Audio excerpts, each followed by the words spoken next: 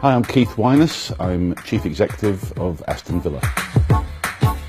Well, all week it's a very varied position. I've always said that being a Chief Executive of a football club is unlike any other position because some days I'm in charge of merchandise, some days I'm in charge of catering, some days I'm in charge of property deals, other days it's pitch maintenance, sometimes it's personnel negotiations. So you really cover everything as a Chief Executive of a football club. It's like a mini country all by itself. And that's one of the great challenges I enjoy and the experience I've got.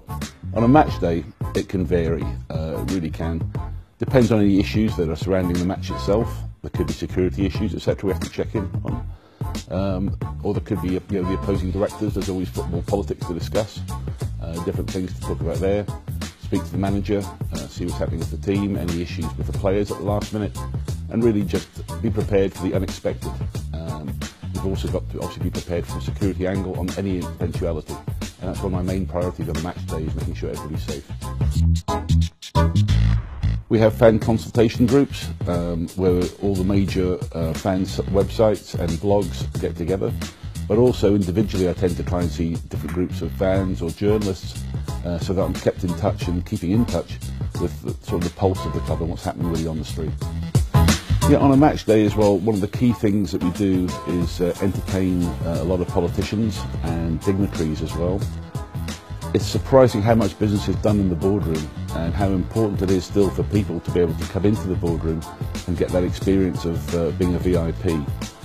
At Villa Park we have one of the greatest boardrooms, and so we're very lucky to have that opportunity. And we've had the great and the good come through Villa Park, and that's something that we've got a unique edge for in terms of the club.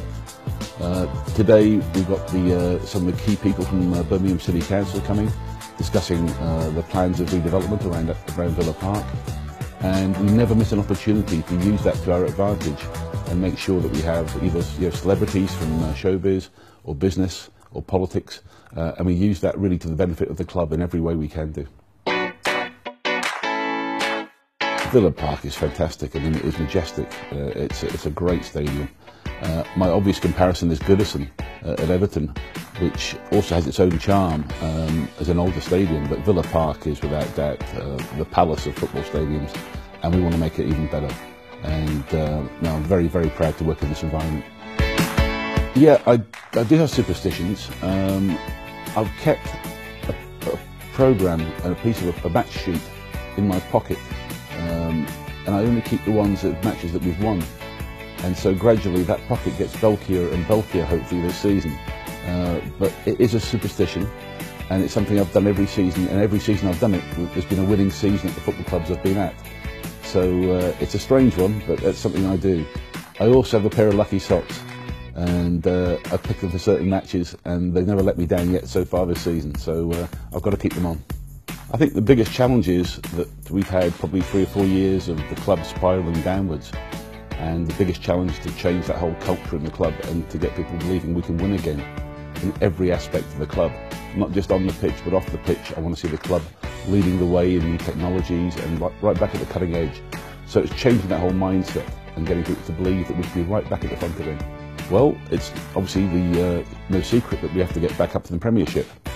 We've always said we're going to try and have 3 phases, one to get up, then one to stay up, and then one to really push on. And I think that's still the plan, and myself and Dr. Tony, we've got some big plans for the club going forward. So there's no doubt we want to establish this as one of the biggest clubs in the world, and we really mean that.